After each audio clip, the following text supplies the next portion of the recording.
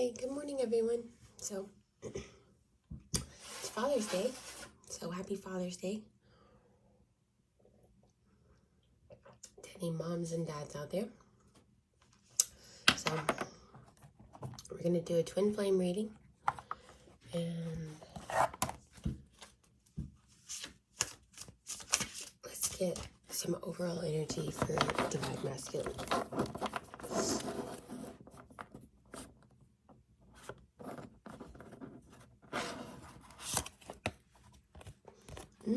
Kind of summer, feeling good.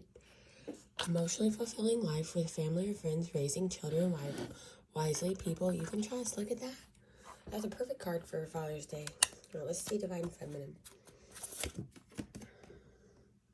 9 of Winter. My goodness, let's get a different one. That's great.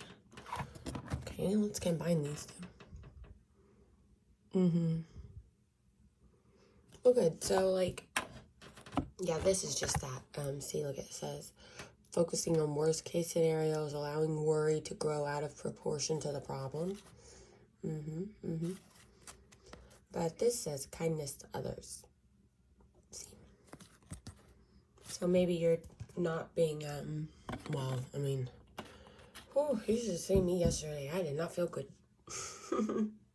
So I get it, but maybe, this is saying, that even though you're having, quite the worrying mind, oh my god, my chair is wobbly, sorry. Even though you're having quite the worried mind, maybe, you're not showing to others, right? You're not necessarily, it's not, visible to others what you're going to. Right? Now let's just get a couple cards between the two of you. And then that's all we'll do today. Let's just see how you two are feeling. What is your third energy that is your love for each other?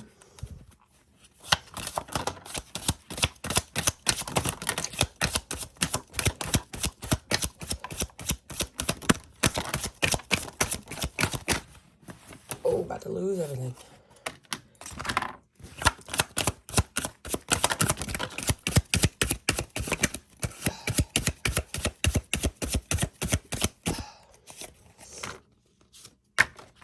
All right.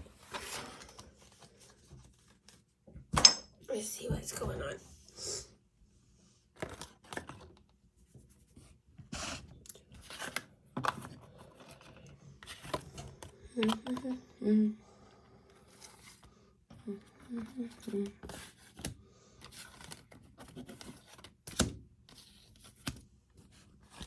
Let's see here.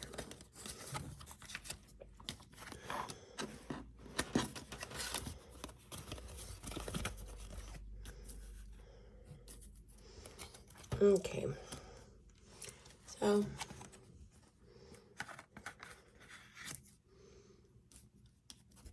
all right.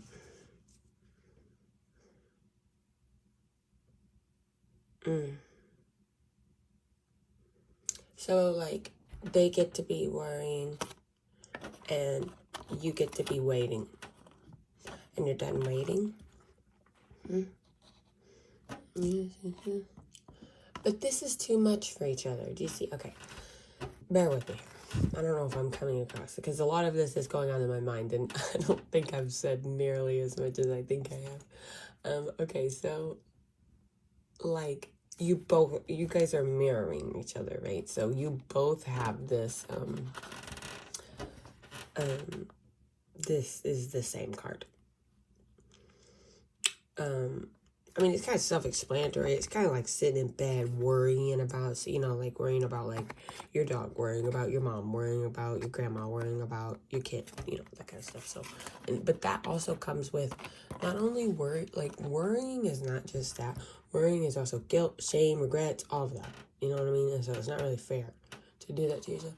And also, you're not going to like me for saying this, but worrying is actually being a control freak. All right? Worrying is trying to control everything.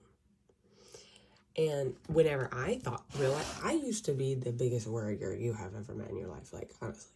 Like, for being, you know, as young as I was and as much as I would worry. And then if you saw my parents, all my parents do is worry, right? So I finally realized, wow, I didn't know that somebody just said that one time. And I was like, wow, I had no idea that worrying was just being a control freak, because you're making up these scenarios. So then if one of them happens, then you're prepared, right? But really, you're just trying to control the situation, right? So, and oh, I'm a control freak, but I didn't ever realize that that's all that worrying was. And so, because I used to push anxiety away out of my mind whenever I realized, okay, just because it would keep me up at night. I would just don't think about it, right? But then another step further than that is, wow, you don't even have to worry about stuff, because like literally that's not only bad for you to worry, but like in a way, to me, the way it spoke to me is like, I'm a bad person if I worry. Does that make sense? So that's how I quit worrying so much. But I just thought I would add that. So you're both mirroring each other, this worrying thing. And sometimes you guys will think, I'll just finish this so that I don't have to deal with this happiness, sadness, waiting, not waiting. Right? And so I think both of you have had the thought of, let's just stop all of this. So, but you just can't, you have to protect this joy, it's the three, like I said, it's the you and him, or him and you, or her and him, or whatever's going on here, you two, and the love. See, the love is the third cup, and that's the biggest cup. So, I mean, and you can't really do anything about that. So even if you two decide to pour out your cups of love, that third cup, it's going to come in and just fill both of you guys back up. You know, so it doesn't even really, you guys can't even do anything about this, honestly. But, so this connection is protected. Okay, let's see about this in a second. I see. It's like, this is, like, you know, it could be shadow work. I don't know if you know what that is. To me, it's like whenever you go back on your past and you think like, okay, this person did that to me because they were going through something, and clearly I was understanding of that, and, you know, that's probably why they said that nasty thing to me, right? So you just go through your life and you kind of rethink about stuff, you know, the fights and the heartbreak that you've had, and you just work on really what happened. You know what I mean? Like, it was there other things that were happening at the time that probably led to whatever hurt you. Does that make sense? Or it didn't have anything to do with you, or because other people are just on their journey, you know, like everybody is, you know. So that's been really helpful for me. I'll just say that.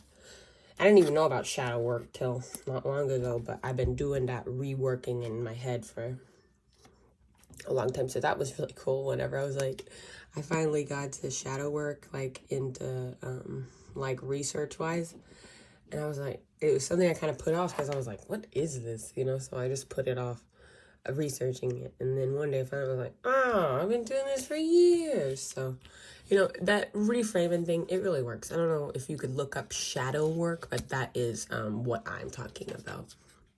If you want to look up more information to help heal yourself without therapy or anything like that. Ooh. Look at that. Well, this is saying this cycle is gonna keep repeating, but it doesn't really mean anything because, see, it goes, I think this is supposed to represent some sort of loop. It's like the love, the death of the love, but it's not a real death of the love. The fighting, the love, the death of the love, but not the real death of the love. The fighting. Okay, so we've got Queen of Pentacles and the Ten of Swords. You go in on that now. Let's see. I got a paper on Queen of Pentacles down here. Let me get it. I got it somewhere. Because, you know, Queen of Pentacles is actually kind of funny. The, you know, definitions of some of this stuff. Okay. Let's see here. Queen of Pentacles right here.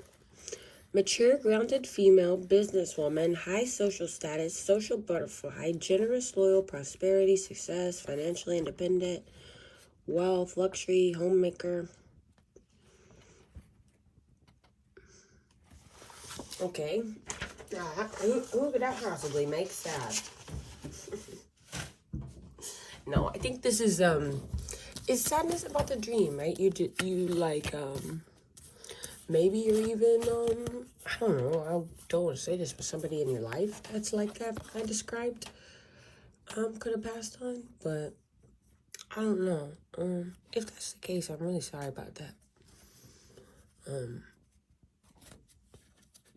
And you know, everybody can heal from this. It's not possible to heal from all this. Oh, look at all this on here. Anyways, yeah, I can't finish on this. Let's do another card. Let's have some advice for you too.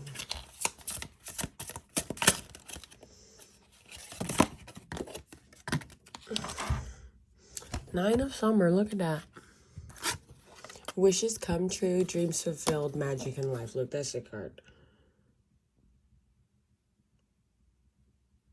Look, it's her fairy godmother. It's Cinderella. It's time to go after your dreams. Do something that expands your horizons. Let creativity take flight. Boom. All right. Y'all have a great day. Happy Father's Day.